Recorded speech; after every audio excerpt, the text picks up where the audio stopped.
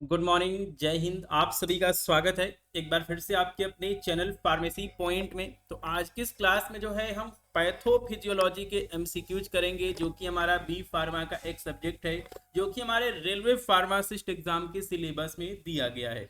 तो जो भी स्टूडेंट्स इस समय डी फार्मा कर रहे हैं, उन्हें जो है डी फार्मा सेकेंड ईयर में एक सब्जेक्ट पढ़ना होता है फार्माकोथेराप्यूटिक्स, जिसमें जो है हम बीमारियों के बारे में पढ़ते हैं, वो क्यों होती हैं, उनका उपचार जो है, उनके ट्रीटमेंट में किन दवाओं का यूज होता है।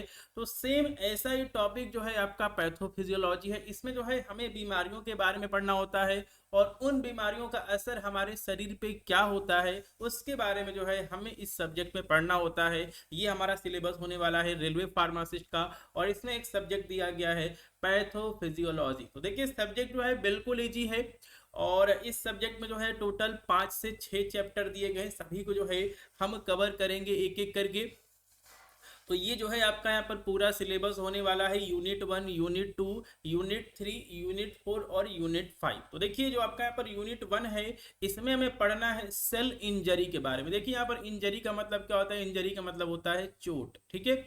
तो यहाँ पे इंजरी का मतलब क्या होता है, इंजरी का मतलब होता है चोट होता है। सेल क्या है, कोशिका क्या है, आप सभी को पहले से ही पता है, ठीक है। उसके बाद यूनिट 2 में जो है हमें पढ़ना है कार्डियोवैस्कुलर सिस्टम। तो इसमें हमें एंजाइना के बारे में पढ़ना है, कॉन्जेस्टिव हार्ट फेल्योर के बारे में पढ़ना है, रिस्पायरेटरी सिस्टम में हमें अस्थमा के बारे में पढ़ना होगा। वैसे ही रीनल सिस्टम में जो है हम किडनी से जुड़ी हुई बीमारियों के बारे में पढ़ेंगे। उसके बाद यूनिट 3 है, इसमें हमारा है हिमेटोलॉजिकल डिजीज। तो इसमें हम ब्लड से जुड़ी हुई बीमारियों के बारे में पढ़ेंगे, जैसे कि आपका एनीमिया हो गया। उसके बाद आपका अगला चैप्टर होगा एंडोक्राइन डिसऑर्डर, एंडोक्राइन सिस्टम। तो इसमें जो है हम यहाँ पे हार्मोन के इम्बैलेंस से होने वाली बीमारियों के बारे में पढ़ेंगे, ठीक है। तो कहने का मतलब ये है कि जो आपका ये सब्जेक्ट है, इसमें जो है हमें बीमारियों के बारे में जो है वो हमको पढ़ना होगा, ठीक है। तो ये जो है आपका यहाँ पर पूरा सिलेबस होने वाला है, ठीक है। चलिए, तो जो आज की क्लास है हम उसको शुरू कर लेते हैं। और देखिए इस सब्जेक्ट की एक और क्लास चलेगी, और उसमें जो है मैं आपको सारे एमसीक्यू जो है उसी क्लास में मैं आपको कवर करा दूंगा, ठीक है। चलिए, तो जो आज की क्लास का जो यहाँ पे पहला जो यहाँ पे क्वेश्चन है वो हम देख लेते हैं। क्वेश्चन ये है कि pathophysiology word is derived from Greek word. तो देखिए आप सभी को पता है पैथोजन क्या होते हैं, मैंने आपको बता रखा है, और क्वेश्चन भी जो है वो मैंने करा रखा है, ठीक है। पैथोजन क्या होते हैं, तो देखिए ऐसे एजेंट्स, ऐसे माइक्रोब्स जिनसे की बीमारियां होती हैं उन्हें क्या कहते हैं, पैथोजन कहते हैं, ठीक है। तो जो आपका ये पैथोफिजियोलॉजी शब्द है, दो शब्दों से मिलकर बना है। पहला है आपका यहाँ पर पैथोजन, और सेकेंड है आपका यहाँ पर physiology, human anatomy and physiology. Physiology का मतलब क्या होता है, इसका मतलब ये होता है कि हमारी बॉडी जो है वो जो है यहाँ पर कैसे वर्क कर रही है, उसका मैकेनिज्म क्या है, ठीक है। तो देखिए पैथोफिजियोलॉजी जो हमारा वर्ड है ये हमारा ग्रीक वर्ड से लिया गया है। और कौन कौन से दो वर्ड हैं, पहला है पैथोस और सेकेंड है आपका फिजियोलॉजिया। तो इन दो शब्दों से जो है हमारा पैथोफिजियोलॉजी जो है वो बना है पैथोस प्लस फिजियोलॉजिया। तो इसमें क्या होता है कि जो भी आपके यहाँ पर पैथोजन है जो कि हमारे शरीर के अंदर बीमारी को पैदा कर रहे हैं, वो हमारे शरीर के फिजियोलॉजी में क्या क्या चेंजेस कर रहे हैं, इसका जो अध्ययन है वो हम किस में करते हैं, पैथोफिजियोलॉजी में करते हैं। ऑप्शन नंबर सी क्वेश्चन का सही आंसर होगा, ठीक है। चलिए अगला क्वेश्चन है, प्रोग्रेशन या फिर development of disease is known as, ठीक है। तो देखिए प्रोग्रेशन का मतलब क्या होता है, विकसित होना। डेवलपमेंट का भी मतलब वही होता है, विकसित होना, ठीक है। तो progression development of disease is known as histology. देखिए हिस्टोलॉजी क्या होता है, स्टडी ऑफ टिश्यू होता है, ठीक है। पैथोलॉजी क्या होता है, स्टडी ऑफ पैथोजन होता है, या फिर कहें कि स्टडी ऑफ क्या होता है, डिजीज होता है, ठीक है। पैथोफिजियोलॉजी इसका जो है यहाँ पे सही ऑप्शन नहीं होगा, इस क्वेश्चन का सही आंसर है पैथोजेनेसिस, ठीक है। तो प्रोग्रेशन या फिर development of disease is known as. तो देखिए जब किसी के शरीर के अंदर जो है बीमारी विकसित हो रही है, जब किसी के शरीर के अंदर बीमारी विकसित हो रही है, तो उस तो देखिए उस टर्म को क्या बोलेंगे, उसे हम बोलेंगे पैथोजेनेसिस बोलेंगे। पैथोफिजियोलॉजी क्या है, जो आपके यहाँ पर पैथोजन है जिनसे की बीमारी हो रही है, उन्होंने हमारे शरीर के अंदर क्या चेंजेस किया हुआ है, उससे हम बोलेंगे पैथोफिजियोलॉजी बोलेंगे जब हम उसकी स्टडी करेंगे, ठीक है। तो development of disease is known as pathogenesis, ठीक है। तो देखिए जो भी क्लास चलती है उसका जो पीडीएफ है फार्मेसी पॉइंट के टेलीग्राम ग्रुप में शेयर कर दिया जाता है। इसके साथ में आप फार्मेसी पॉइंट ऐप को डाउनलोड करके, एक गवर्नमेंट फार्मासिस्ट का बैच है, रिकॉर्डेड बैच है, तो आप उसमें ज्वाइन करके किसी भी गवर्नमेंट फार्मासिस्ट एग्जाम की तैयारी कर सकते हैं। ठीक है, चलिए अगला आपका है कि study of cause behind development of disease is known as.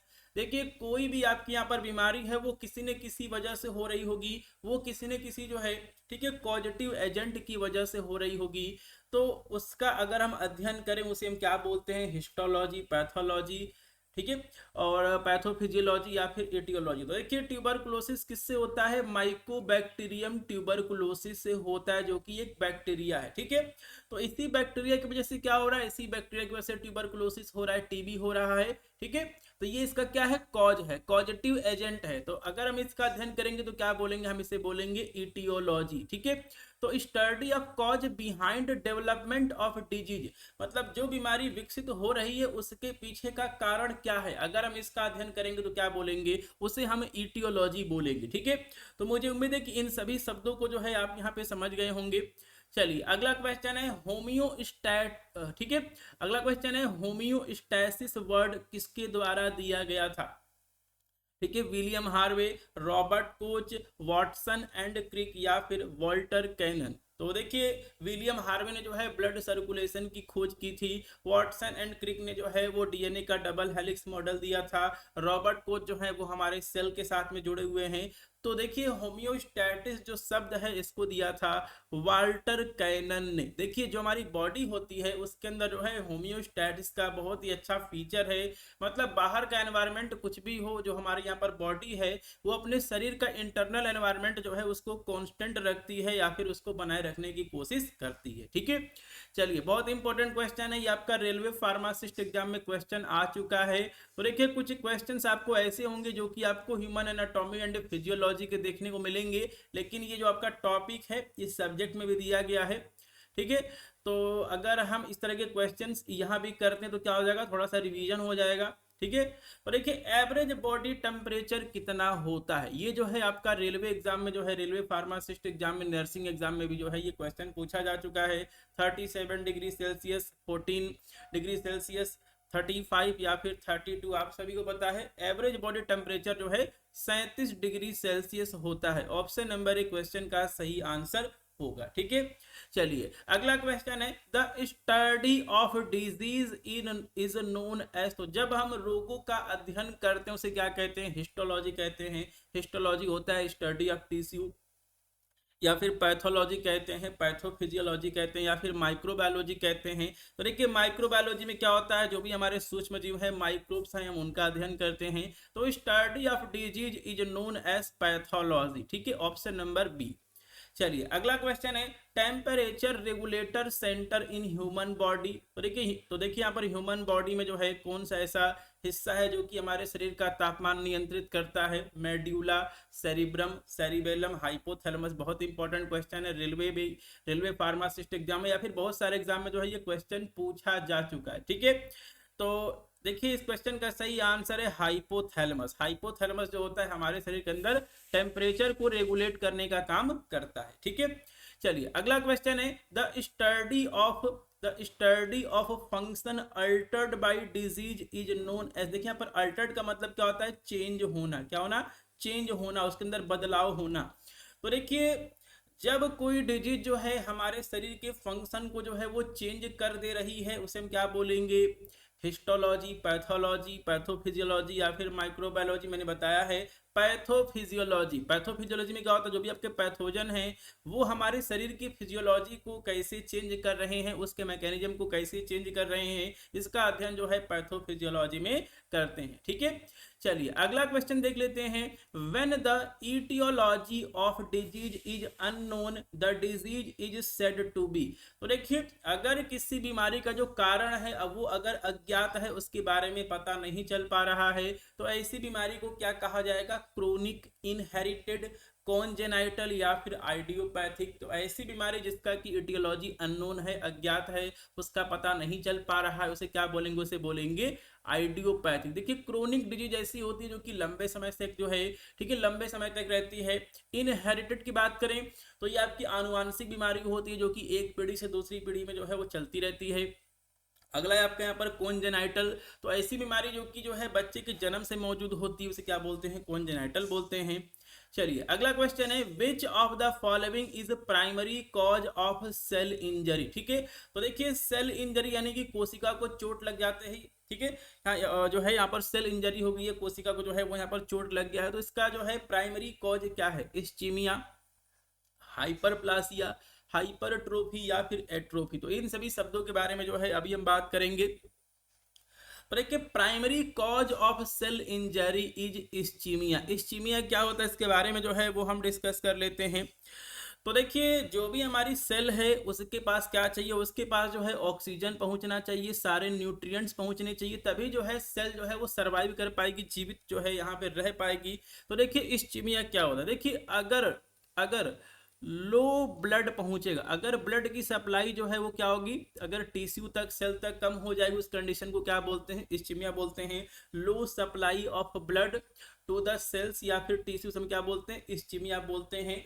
तो अगर किसी सेल के पास जो है बहुत ही कम मात्रा में किसी वजह से ब्लड पहुंच रहा है तो क्या हो जाएगी? सेल इंजरी हो जाएगी। यही इसका प्राइमरी कॉज होता है। ऑप्शन नंबर ए जो है क्वेश्चन का सही आंसर होगा। क्या? इस्चीमिया। तो इस्चीमिया में क्या होता है? लो सप्लाई ऑफ ब्लड हो जाता है, ब्लड की सप्लाई कम हो जाएगी सेल तक, तो उसको क्या बोलेगा? उसको ऑक्सीजन नहीं मिलेगा, उसको न्यूट्रिएंट नहीं मिलेगा, सेल जो है वो मरने लगेगी, डाई करने लगेगी। ठीक है, चलिए उसके बाद जो है यहाँ पे कुछ और भी शब्द दिए गए, इनके बारे में जो है जैसे जैसे हम क्वेश्चंस को आगे करेंगे आपको पता चलेगा। ठीक है, चलिए अगला क्वेश्चन है what type of cell injury is characterised by cell inability to maintain homeostasis. ठीक है, तो देखिए सेल इंजरी में क्या है कि जो हमारे यहाँ पर सेल है उसको कुछ ना कुछ नुकसान हो जाता है, उसको चोट लग जाती है।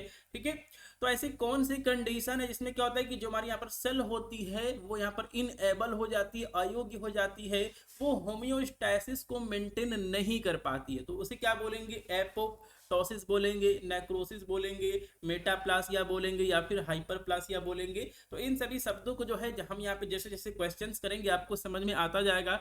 तो देखिए जब हमारी सेल को जो है कोई इंजरी हो जाती है, चोट हो जाती है और वह अपने होमियोस्टेसिस को मेंटेन नहीं कर पाती है, उसे हम बोलते हैं नेक्रोसिस। क्या बोलते हैं? नेक्रोसिस बोलते हैं। ठीक है, चलिए तो अगला जो क्वेश्चन है वो आ चुका है व्हाट इज एपोप्टोसिस। एपोप्टोसिस क्या होता है? Uncontrolled cell division. Uncontrolled cell division को कैंसर कहा जाता है। ठीक है, इन्फ्लेमेशन, सेल हाइपरट्रोफी या फिर प्रोग्राम सेल डेथ। तो देखिए जो हमारा यहाँ पर बॉडी है उसके अंदर जो भी सेल्स हैं वो सेल जो है समय समय पे खत्म भी होती रहती हैं, मतलब ये जो है ठीक है नेचुरल जो है, अगर सेल की डेथ होती उसे क्या बोलते हैं? उसे बोलते हैं ठीक है एपोप्टोसिस बोलते हैं। Program cell death is known as apoptosis. ठीक है, चलिए अगला जो क्वेश्चन है उसको हम देख लेते हैं व्हाट इज होमियोस्टेसिस। होमियोस्टेसिस क्या है? The process of cell division. यह आपका सेल डिवीजन का प्रोसेस है? बिल्कुल नहीं है। सेल डिवीजन का प्रोसेस आपका माइटोसिस, मियोसिस होता है। The body response to external stimuli, the growth of tissue. तो देखिए मैंने क्या बताया, जो आपके यहाँ पर बॉडी है उसके पास ये फीचर है, इसके पास जो है ये यहाँ पर पावर है कि वो अपने इंटरनल एनवायरनमेंट को क्या करती है? स्टेबल रखती है, कांस्टेंट रखती है। इसे क्या बोलते हैं? होमियोस्टेसिस बोलते हैं। और इस वर्ड को किसने दिया था? वॉल्टर कैनन ने दिया था। ठीक है, चलिए अगला क्वेश्चन है which of the following is a common cause of cell injury. मतलब सेल को जो है वो इंजरी क्यों होती है? तो इसके बहुत सारे कारण हैं जिसमें कि 3 यहाँ पर दिए गए हैं, जो यही आपके मेन है। पहला है आपका न्यूट्रिशनल डेफिशिएंसी। देखिए अगर आपके शरीर में पोषक पदार्थ की कमी हो जाएगी तो उससे जो है ठीक है सेल को पोषण नहीं मिलेगा, उसको इंजरी हो सकती है। अगला है टॉक्सिक सब्सटेंस। अगर आप किसी पॉइजन के संपर्क में आ जा रहे हैं, जहर के संपर्क में आ जा रहे हैं, तो आपकी जो है पर सेल है उसको इंजरी हो सकती है। और आपका अगला है इन्फेक्शियस एजेंट्स। तो देखिए जो भी आपके बैक्टीरिया हैं, वायरस है, जिनसे कि रोग होते हैं, वो भी जो है आपकी सेल को नुकसान पहुंचा सकते हैं, आपकी कोशिका को नुकसान पहुंचा सकते हैं। तो इन सभी वजहों से जो है वो क्या हो सकती है? सेलुलर इंजरी हो सकती है। ठीक है, चलिए अगला क्वेश्चन है बहुत ही इंपॉर्टेंट है which of the following is correct. ठीक है, तो देखिए अगर इन्फ्लेमेशन होता है, अगर सूजन होता है, तो उसके 4 लक्षण होते हैं। ठीक है, पहला होता है रेडनेस, इसको रूबर कहा जाता है। दूसरा होता है स्वेलिंग, इसको ट्यूमर कहा जाता है। तीसरा होता है हीट, इसको क्या कहा जाता है? इसको जो है कालर कहा जाता है। तो ऑल ऑफ द अबव का जो है यहाँ पे ऑप्शन सही होगा। ठीक है, और इसमें एक और, इसमें जो है यहाँ पर एक और ऑप्शन होता है, वो होता है आपका डॉलर। ठीक है, तो क्या लिखा गया है, meaning of dollar in inflammation. तो देखिए डॉलर का मतलब होता है पेन यानी कि दर्द, रेडनेस का मतलब क्या होता है, रूबर होता है, स्वेलिंग का मतलब ट्यूमर होता है, हिट का मतलब क्या होता है, कालर होता है।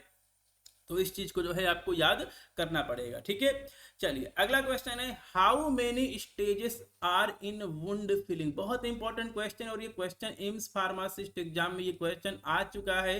ठीक है, तो देखिए यहाँ पर वुंड का मतलब क्या होता है, वुंड का मतलब होता है घाव। ठीक है, तो देखिए जब घाव भरता है तो उसमें कितने स्टेजेस होते हैं, 4, 5, 3 या फिर 6। तो देखिए जब भी घाव भरता है, वुंड फीलिंग होती है, तो उसके अंदर जो है टोटल 4 स्टेप होते हैं। कौन कौन से होते हैं अभी हम यहाँ पे डिस्कस कर लेंगे अगले क्वेश्चन में। ठीक है, चलिए तो पूछा गया है कि first stage of wound healing, घाव भरने का पहला स्टेज क्या है या फिर पहला स्टेप क्या है। तो देखिए पहला स्टेप होता है जो है आपके यहाँ पर, पहला होता है हीमोस्टैसिस, सेकंड होता है इन्फ्लेमेशन, तीसरा होता है प्रोलिफरेशन, और आपका लास्ट वाला होता है रीमॉडलिंग। ठीक है तो देखिए जब भी कोई यहाँ पे घाव होगा तो उसमें सबसे पहले क्या होगा, वहां से, ठीक है, वहां से ब्लीडिंग हो सकती है, खून निकल सकता है। तो यहाँ पर हीमोस्टेसिस का मतलब क्या होता है, इसका मतलब होता है, ठीक है, स्टॉपेज ऑफ ब्लीडिंग। सबसे पहले जो है वो खून बहना बंद होगा, उसी को क्या बोलते हैं, हीमोस्टेसिस बोलते हैं। उसके बाद क्या होगा, उसके बाद हो जाएगा सूजन हो जाएगा उस एरिया में,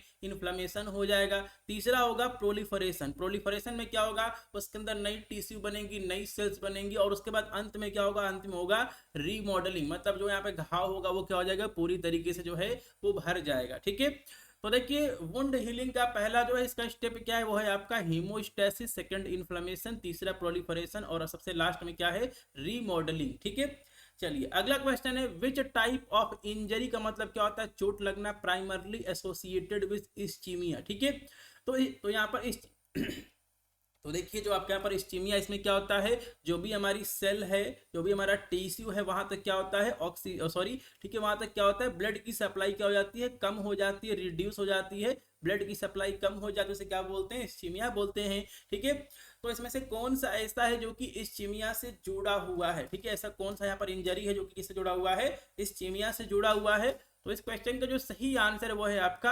हाइपोक्सिया। हाइपोक्सिया में क्या होता है, low level of oxygen, oxygen की जो सप्लाई है वो क्या हो जाती है, कम हो जाती है हमारे सेल तक, टिश्यू तक। तो देखिए जब ऑक्सीजन की सप्लाई क्या होगी, कम हो जाएगी। और यहाँ पे ऑक्सीजन की सप्लाई कम क्यों होगी, आपको पता है कि जो हमारा ब्लड है वो ऑक्सीजन का ट्रांसपोर्टेशन करता है, उसके अंदर आरबीसी होती है जो कि ऑक्सीजन को क्या करती है, सभी सेल्स तक, सभी कोशिकाओं तक, सभी ऊतकों तक पहुंचाने का काम करती है।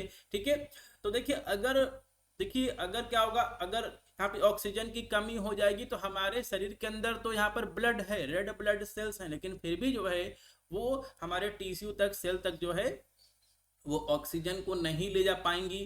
ठीक है, ठीक है, न्यूट्रिएंट्स को नहीं ले जा पाएंगी, तो क्या होगा, तो इससे क्या हो जाएगा, इस्चीमिया हो जाएगा। तो इस क्वेश्चन का सही आंसर है हाइपोक्सिया। हाइपोक्सिया का मतलब क्या होता है, low level of oxygen in cell या फिर टिश्यू। ठीक है, चलिए अगला क्वेश्चन है आपका, What is the consequences of cell membrane damage। तो देखिए अगर हमारे कोशिका का सेल मेम्ब्रेन डैमेज हो जाता है तो क्या होगा, ठीक है, यहाँ पर एटीपी का प्रोडक्शन बढ़ जाएगा, गलत बात है, लॉस ऑफ सेलुलर, ठीक है, लॉस ऑफ सेलुलर, ठीक है, cellular homeostasis, enhance protein synthesis और इंक्रीज न्यूट्रिएंट एब्जॉर्प्शन। ठीक है, तो देखिए एटीपी वाला जो है ये आपका माइटोकॉन्ड्रिया से इसका लेना देना है, प्रोटीन वाला आपका यहाँ पर राइबोसोम से जो है इसका लेना देना है, आपको पता है, इस तरह के क्वेश्चन मैं आपको करा चुका हूं।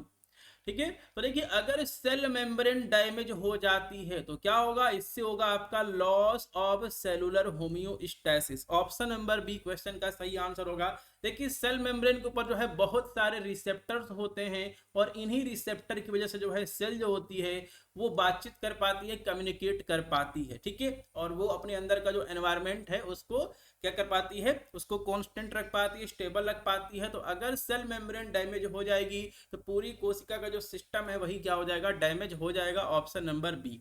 चलिए अगला क्वेश्चन है, mitochondrial damage primarily lead to.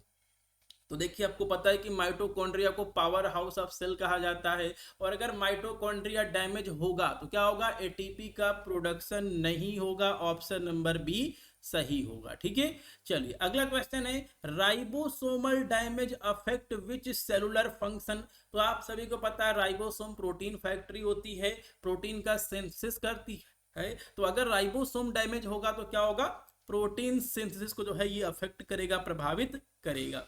चलिए अगला क्वेश्चन है, nuclear damage often result in. तो अगर हमारे सेल्स का न्यूक्लियस डैमेज हो जाएगा तो क्या हो जाएगा, देखिए न्यूक्लियस के अंदर क्या होते हैं, डीएनए होते हैं। तो डीएनए जो है वो क्या हो जाएंगे, डैमेज हो जाएंगे। डीएनए जो है वो देखिए अगर जो है, अगर आपका न्यूक्लियर डैमेज होगा तो क्या होगा, उसके अंदर डीएनए पाया जाता है, डीएनए जो है वो टूट जाएगा, डीएनए फ्रेगमेंट कर जाएगा, डीएनए फ्रेगमेंटेशन हो जाएगा, ऑप्शन नंबर बी। ठीक है, चलिए अगला क्वेश्चन है, which adaptive change involve decrease in cell size. ठीक है, तो देखिए अगर सेल की साइज जो है, अगर सेल की साइज जो है वो नॉर्मल से कम हो गई है तो इसे क्या बोलेंगे, हाइपरट्रोफी, हाइपरप्लासिया, अट्रोफी या फिर डिसप्लासिया। ठीक है, तो इसको बोलेंगे एट्रोफी। क्या बोलेंगे, इसे हम बोलेंगे एट्रोफी। जो भी आपके यहाँ पर टर्म है सबको जो है अभी हम क्लियर करते हुए चलेंगे क्वेश्चंस में। तो अगर सेल की साइज कम हो जा रही है तो इसे मेडिकल टर्म में क्या बोलेंगे, अट्रोफी बोलेंगे। ठीक है, चलिए अगला क्वेश्चन है, What कैरेक्टराइज हाइपरट्रोफी। हाइपरट्रोफी का मतलब क्या होता है, तो देखिए हाइपर का मतलब क्या होता है, हाइपर का मतलब होता है एक्सेस, अधिक हो जाना। अभी हमने पढ़ा है कि अगर सेल का साइज कम होगा तो क्या बोलेंगे, अट्रोफी बोलेंगे। इसका मतलब इसमें क्या होगा, सेल का जो साइज है वो क्या कर जाएगा, बढ़ जाएगा। ठीक है, तो increase in cell size, option number A. तो देखिए अगर जो है सेल की साइज, अगर कोशिका की जो साइज है क्या हो गई है, बढ़ गई है, नॉर्मल से अधिक होगी, तो उसे क्या बोलेंगे, उसे हम बोलेंगे हाइपरट्रॉफी। क्या बोलेंगे, हाइपरट्रॉफी बोलेंगे। ठीक है, तो एट्रोफी और हाइपरट्रॉफी आपको समझ में आ गया। चलिए अगला क्वेश्चन है, हाइपरप्लासिया। हाइपरप्लासिया क्या होता है, इंक्रीज इन सेल साइज। देखिए सेल साइज अगर बढ़ेगी तो क्या बोलेंगे, उसे हम हाइपरट्रोफी बोलेंगे। क्या बोलेंगे, हाइपरट्रोफी बोलेंगे। ए डिक्रीज इन सेल नंबर। ठीक है, तो अगर सेल का, देखिए अगर यहाँ पर कोशिका की संख्या जो है वो क्या होती है, कम होती है, उसे क्या बोलेंगे, अगर कोशिका की जो यहाँ पर संख्या है अगर वो यहाँ पर कम होती है तो उसे क्या बोला जाएगा। ठीक है, उसके बाद क्या दिया गया, इंक्रीज इन सेल। ठीक है, इंक्रीज इन सेल नंबर, तो यहाँ पे क्या लिखा गया, हाइपर लिखा गया, मतलब इसमें क्या होगा, कुछ ना कुछ ज्यादा हो रहा होगा। ठीक है, तो यहाँ पे क्या लिखा गया, इंक्रीज इन सेल नंबर। तो अगर कोशिका की संख्या, ठीक है, अगर सेल नंबर जो है, अगर सेल नंबर जो है अगर ये सामान्य से अधिक हो जा रही है, बढ़ जा रही है, उसे क्या बोलेंगे, उसे बोलेंगे हाइपर प्लासिया बोलेंगे। क्या बोलेंगे, हाइपर प्लासिया जो इसे कहा जाएगा। चलिए अब इसके बाद जो है हम कुछ और भी टर्म जो है उनको हम यहाँ पे डिफाइन कर लेते हैं। Metaplasia is best define as. ठीक है, तो देखिए यहाँ पर मेटाप्लासिया क्या है, ये चीज पूछा गया है। तो देखिए जब हमारी सेल के अंदर जो है वो कुछ चेंजेस हो रहा है, ठीक है, चेंज इन सेल टाइप, उसे क्या बोलेंगे, उसे हम बोलेंगे मेटाप्लासिया। रिवर्सिबल का मतलब क्या होता है, देखिए इसका मतलब ये होता है कि जो आपके यहाँ पर सेल है वो एक रूप से दूसरे रूप में बदल रही है और उसके बाद दूसरे रूप से जो है वो फिर से जो है, ठीक है, पहले वाले रूप में जो है वो यहाँ पर आ सकते, उसे क्या बोलेंगे, रिवर्सिबल बोलेंगे। तो देखिए मेटाप्लासिक मतलब क्या है, चेंज इन सेल टाइप। ठीक है, चेंज का मतलब क्या होता है, बदलाव इन सेल टाइप। ठीक है, तो अगर कोशिका के अंदर कुछ यहाँ पर चेंज होता है उसे क्या बोलेंगे, मेटाप्लासिया बोलेंगे, मेटाप्लासिया बोलेंगे।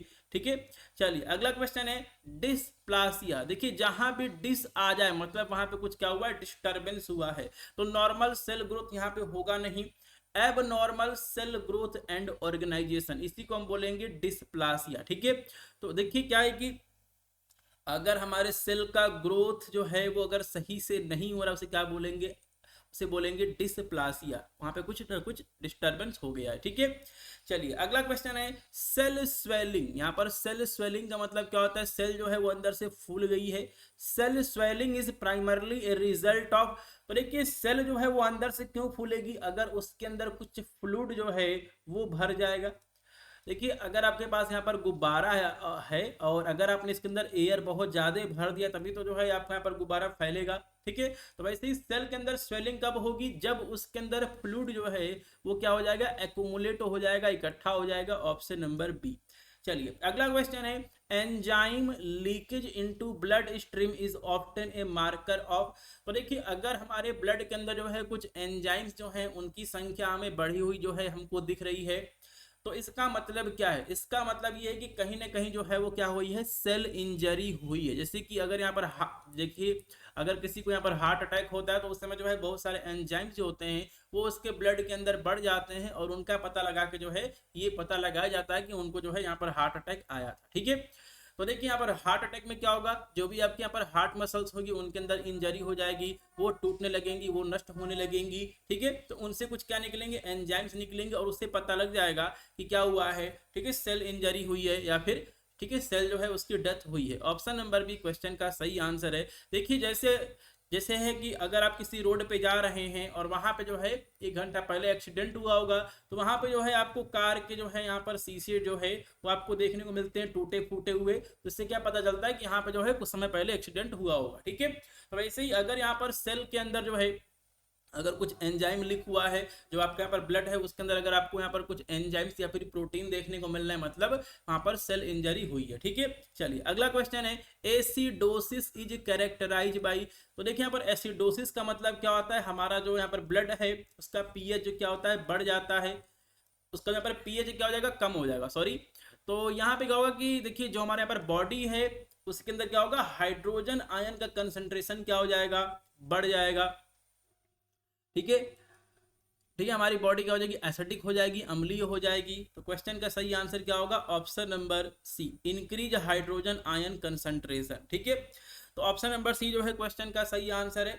तो जब हमारे शरीर के अंदर हाइड्रोजन आयन का कंसंट्रेशन बहुत अधिक हो जाता है, मतलब क्या हो जाएगा, एसिडोसिस हो जाएगा। चलिए अगला क्वेश्चन है, what are the classic sign of inflammation. तो इन्फ्लेमेशन का जो है वो साइन क्या होता है, क्या हो जाएगा, रेडनेस हो जाएगा, स्वेलिंग हो जाएगा, हीट लगेगा, पेन होगा और दर्द होगा, लॉस ऑफ फंक्शन। ठीक है, तो ऑप्शन नंबर एक क्वेश्चन का सही आंसर। तो जहां भी इन्फ्लेमेशन होगा, सूजन होगा, तो वहां पे ये सारे लक्षण आपको देखने को मिलेंगे। ठीक है, चलिए अगला क्वेश्चन है, which of the following is not a common clinical sign of inflammation. तो इसमें से कौन सा ऐसा है जो कि इन्फ्लेमेशन का साइन नहीं है, वो है आपका वेट गेन। ठीक है, वजन नहीं बढ़ता, बाकी एरिथमा हो जाएगा, मतलब वहां पे रेडनेस हो जाएगा, एडिमा हो सकता है, स्वेलिंग हो सकती है, फीवर भी हो सकता है। ठीक है, चलिए अगला क्वेश्चन है, which of the following is a की मेडिएटर ऑफ इन्फ्लेमेशन। तो देखिए जहां भी इन्फ्लेमेशन होता है वहां पे कौन शामिल होता है, हिस्टामिन शामिल होता है, ऑप्शन नंबर बी। ठीक है, चलिए अगला क्वेश्चन है, what is hypertension primarily define as. तो देखिए हाइपरटेंशन में क्या होता है, ब्लड प्रेशर जो है सिस्टोलिक ब्लड प्रेशर 140 और diastolic blood pressure 90 millimetre mercury जो है वो आपका बना रहता है या फिर उससे अधिक रहता है। ठीक है, चलिए अगला क्वेश्चन है, which of the following is a major contributing factor to development of hypertension. तो देखिए हाइपरटेंशन होने का सबसे बड़ा जो यहाँ पर वजह है वो ये है कि अगर कोई व्यक्ति बहुत ज्यादा सोडियम ले रहा है, नमक ले रहा है, तो उसे हाइपरटेंशन हो सकता है। ठीक है, चलिए अगला क्वेश्चन है, which system play crucial role. ठीक है, crucial role in regulating blood pressure through fluid balance and vascular resistance. तो देखिए हमारे शरीर के अंदर जो है, ठीक है, ब्लड प्रेशर को कंट्रोल करने का, रेगुलेट करने का जो काम है वो करता है renin angiotensin aldosterone system, RAAS। इसका फुल फॉर्म आपको पता होना चाहिए, डायरेक्ट क्वेश्चन पूछा जाता है कि रास का फुल फॉर्म क्या होता है, यहां से क्वेश्चन बन सकता है। ठीक है, चलिए अगला क्वेश्चन है, which hormone is primarily responsible for vasoconstriction in RAAS pathway. तो देखिए वैसोकॉन्स्ट्रिक्शन का मतलब क्या होता है, ब्लड वेजल जो है वो कॉन्स्ट्रिक्ट हो जाती हैं, संकुचित हो जाती हैं। ठीक है, और इसमें से वैसोकॉन्स्ट्रिक्शन आपका एंजियोटेंसिन 2 होता है। ठीक है, एंजियोटेंसिन 2 जो होता है ये आपका वैसोकॉन्स्ट्रिक्टर होता है, ऑप्शन नंबर बी। चलिए अगला क्वेश्चन है, which of the following is secondary cause of hypertension. तो देखिए हाइपरटेंशन दो तरह का होता है, पहला होता है प्राइमरी और एक होता है आपका सेकेंडरी। तो ऐसा हाइपरटेंशन जो कि किसी बीमारी की वजह से होता है, किसी मेडिकल कंडीशन की वजह से होता है, उसे क्या बोलते हैं, उसे हम बोलते हैं सेकेंडरी हाइपरटेंशन। और इसमें कुशिंग सिंड्रोम जो है आपका सेकेंडरी हाइपरटेंशन होगा। ठीक है, एसेंशियल हाइपरटेंशन को प्राइमरी हाइपरटेंशन भी कहा जाता है और जो इसका कारण है वो अब तक पता नहीं चला है। ठीक है, तो देखिए अगर किसी को हाइपरटेंशन होता है, ब्लड प्रेशर बहुत अधिक होता है, तो वो हमारे शरीर के किस ऑर्गन को नुकसान पहुंचाता है, हमारे किडनी को नुकसान पहुंचाता है। ठीक है, which organ is primarily affected by hypertensive nephropathy. ठीक है, तो यहाँ पे बिल्कुल क्लियर है, नेफ्रो का मतलब क्या है, नेफ्रॉन। नेफ्रॉन कहाँ पाया जाता है, किडनी में, ऑप्शन नंबर सी। चलिए अगला क्वेश्चन है, which type of hypertension is define as high pressure with no identifiable cause. ठीक है, तो देखिए ऐसा हाइपरटेंशन जिसका हमें अभी तक कारण पता नहीं चल सका है कि आखिरकार वो क्यों हो रहा है, उसे क्या बोलेंगे, प्राइमरी या फिर एसेंशियल हाइपरटेंशन बोलेंगे। ये भी क्वेश्चन जो है वो पहले गवर्नमेंट फार्मासिस्ट एग्जाम में इसी कॉन्सेप्ट पे पूछा जा चुका है। ठीक है, चलिए अगला क्वेश्चन है, कॉन्जेस्टिव हार्ट फेल्योर क्या है। कॉन्जेस्टिव हार्ट फेल्योर क्या है, तो देखिए जब हमारा हार्ट ब्लड की सप्लाई पर्याप्त मात्रा में नहीं कर पाता है, जितनी जरूरत हमारे शरीर को है, उसे हम बोलेंगे कंजेस्टिव हार्ट फेल्योर। तो heart is unable to pump sufficient blood to meet the body need, मतलब हमारे बॉडी का जो नीड है उसके अनुसार अगर हमारा हार्ट जो है अगर ब्लड की सप्लाई न कर पाए, उसे क्या बोलेंगे कि जो हमारा हार्ट है वो क्या हो गया, फेल हो गया है। ठीक है, जैसे कि आपको एग्जाम में पास होने के लिए 40 नंबर चाहिए, आपके 39 नंबर है, 35 नंबर है, इसका मतलब आप क्या हो चुके हैं, फेल हो चुके हैं। वैसे ही जो है आप इस कॉन्सेप्ट को याद रखेंगे। चलिए अगला क्वेश्चन है, which of the following is common cause of, ठीक है, common cause of congestive heart failure. तो कॉन्जेस्टिव हार्ट फेल्योर होने का रीजन क्या है, पहला है high blood pressure, arrhythmia, coronary artery disease या फिर ऑल ऑफ द अबव। तो देखिए कॉन्जेस्टिव हार्ट फेल्योर जो है अगर ब्लड प्रेशर बहुत अधिक है इसकी वजह से हो सकता है। ठीक है, उसके बाद है एरिथमिया का मतलब क्या होता है कि देखिए जो हमारे यहाँ पर हार्ट है उसकी रिदम जो है, जो उसकी लय है वो एक बराबर नहीं रहती है। कोरोनरी आर्टरी डिजीज की वजह से जो है आपका क्या हो सकता है, हार्ट फेल्योर हो सकता है। तो कोरोनरी आर्टरी डिजीज के अंदर क्या है कि जो हमारे यहाँ पर कोरोनरी आर्टरी होती है हमारे हार्ट के अंदर, उसके अंदर फैट, कोलेस्ट्रॉल ये सब जमा हो जाते हैं, तो ब्लड का जो फ्लो है वो सही से नहीं हो पाता है। ठीक है, What are typical symptom of congestive heart failure? तो देखिए अगर किसी को congestive heart failure होगा तो क्या होगा, उसको थकान बहुत लगेगी, क्योंकि उसके शरीर के सभी सेल्स तक, टिश्यू तक ब्लड नहीं पहुंचेगा, ऑक्सीजन नहीं पहुंचेगा, सांस लेने में जो है क्या, ठीक है, सांस लेने में परेशानी होगी, एडिमा हो जाएगा, शरीर जो है उसका फूलने लगेगा। तो ये सभी जो है congestive heart failure के लक्षण होते हैं। ठीक है, चलिए अगला क्वेश्चन है, एंजाइना क्या होता है, एंजाइना पेक्टोरिस क्या है। तो देखिए एंजाइना पेक्टोरिस में क्या होता है, सीने में दर्द होता है जब हमारे हार्ट तक पर्याप्त मात्रा में ब्लड नहीं पहुंच पाता है, तो उसे क्या बोलेंगे, एंजाइना पेक्टोरिस बोलेंगे। तो जब हमारे हार्ट तक ब्लड जो है वो नहीं पहुंच पाएगा तो क्या होगा, एंजाइना होगा। ठीक है, अगला क्वेश्चन वैसे आपका फार्माकोलॉजी का है, लेकिन यहाँ पे मैं आपको यहाँ पर क्वेश्चन करा देता हूँ। देखिए एंजाइना में जो है कौन सी दवा प्रयोग होती है, नाइट्रेट्स का जो प्रयोग है वो किया जाता है, ऑप्शन नंबर बी। चलिए अगला क्वेश्चन है, what is myocardial infection. Myocardial infection को जो है हार्ट अटैक भी कहा जाता है, इसको जो है हार्ट अटैक भी कहा जाता है। इसमें क्या होता है, जब हमारे हार्ट मसल्स तक ब्लड की सप्लाई नहीं होती है तो उनको ऑक्सीजन नहीं मिलेगा, उनकी क्या होगी, डेथ हो जाएगी। जो हमारे यहाँ पर हार्ट सेल्स हैं उनकी क्या हो जाएगी, सेल इंजरी हो जाएगी, इसे हम क्या बोलेंगे, हार्ट अटैक बोलेंगे, ऑप्शन नंबर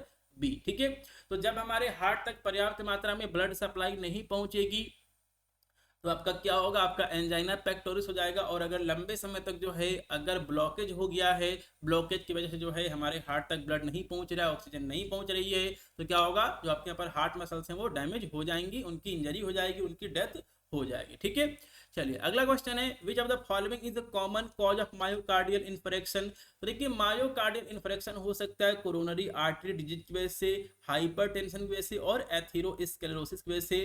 तो ऑल ऑफ द अबव का जो आपका ऑप्शन है वो आपका सही होगा। ठीक है, चलिए अगला क्वेश्चन है, which symptom is most commonly associated with myocardial infection. तो देखिए मायोकार्डियल इन्फेक्शन में क्या होता है, मतलब अगर किसी को हार्ट अटैक आ रहा है तो उसमें सिम्टम क्या होंगे, बहुत तेज जो है वो सीने में दर्द होगा, मितली आ सकती है, सांस लेने में परेशानी होगी, ऑल ऑफ द अबव। ठीक है, चलिए अगला क्वेश्चन है, अर्थेरोस्क्लेरोसिस क्या है। तो इसमें क्या होता है, देखिए जो भी हमारे यहाँ पर आर्टरियल होती है, ब्लड वेजल्स होती है, उसके अंदर क्या होता है, प्लेक इकट्ठे हो जाते हैं, कोलेस्ट्रॉल इकट्ठे हो जाते हैं, जो कि ब्लड फ्लो को आगे बढ़ने से रोकते हैं। जैसे कि अगर आपके घरों में जो है वो पानी की पाइप गई है और अगर उस पानी के पाइप में अगर कुछ जम जा रहा है तो पानी जो है वो उसकी सप्लाई नहीं होगी, पानी जो है कम आएगा। ठीक है, चलिए अगला क्वेश्चन है, which of the following factor is a major risk factor for developing atherosclerosis. ठीक है, तो देखिए एथीरोस्क्लेरोसिस तब होता है अगर आपके शरीर में लो डेंसिटी लाइपोप्रोटीन, जिसको कि बैड कोलेस्ट्रॉल भी कहा जाता है,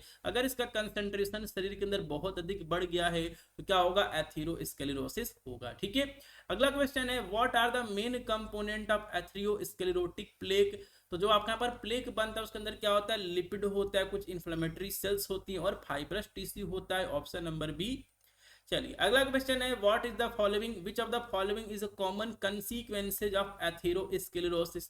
तो देखिए अगर एथीरोस्क्लेरोसिस अगर किसी को हुआ है तो ये आगे चल के क्या हो सकता है, आगे चल से जो है आगे चल के जैसे मायोकार्डियल इन्फेक्शन यानी कि हार्ट अटैक जो है वो हो सकता है। ठीक है, चलिए तो हम यहाँ पर एक और क्वेश्चन देख लेते हैं, which of the following medicine is commonly used to manage atherosclerosis by lowering cholesterol level. तो देखिए कोलेस्ट्रॉल लेवल को कम करने का जो काम है, या फिर जो आपके यहाँ पर हार्ट अटैक होता है, मायोकार्डियल इन्फेक्शन जो है, इसमें जो है स्टैटिन्स जो है ये प्रयोग किए जाते हैं, जैसे कि आपका यहाँ पर रोजुआ स्टैटिन हो गया, मतलब ऐसी दवाइयां जिनके नाम के अंत में स्टैटिन आ रहा है वो सब क्या होती हैं, स्टैटिन्स होती हैं, इनका जो प्रयोग है वो किया जाता है।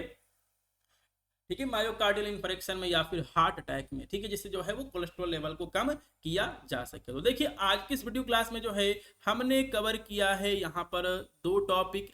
पहला था आपका यहाँ पर यूनिट नंबर 1 वाला, और हमने यहाँ पर यूनिट 2 का जो है हमने कवर किया है कार्डियोवैस्कुलर सिस्टम के बारे में। इसके बाद की जो क्लास चलेगी इस सब्जेक्ट उसमें जो है हम respiratory system, renal system, haematological system और एंडोक्राइन सिस्टम को जो है वो हम कवर करेंगे। ठीक है, तो आज की इस क्लास में इतना ही, मिलते हैं अगली क्लास में। जय हिंद।